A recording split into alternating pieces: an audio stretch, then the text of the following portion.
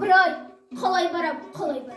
Атармын аққу құсты қалай ғана, айдының аққулары ұйықтағанда, өлген мал, өскен шырша абайлаған, барлығы қасиетке қарайлаған, оғатам қасиетке қалағана. Бармаймын, бара алмаймын, қалай барам?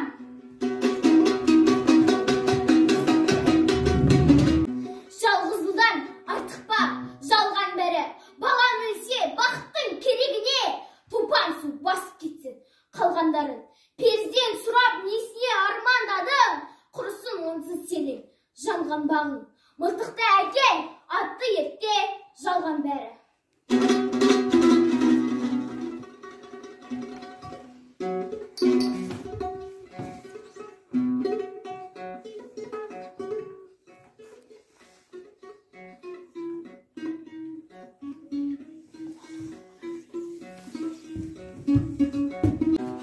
Апыр-ай, бұл кім болды таңсәріде?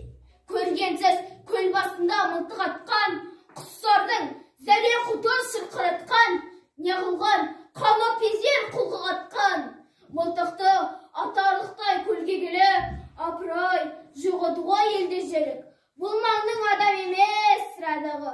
Білейін, табайында бір амалын. Ей, кімсің, тірімісің, жаның бар ма? Аққуды неге тасыңдарың бар ма? Тастағын қаруыңды келгін бері, кеудеңе жаның барда.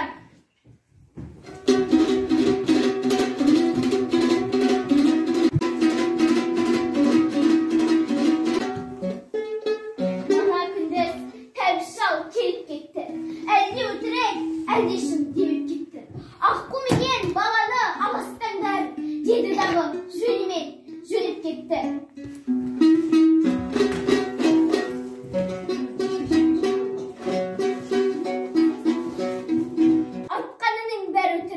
Атқаным ауылға қайт, ол жаны ғой.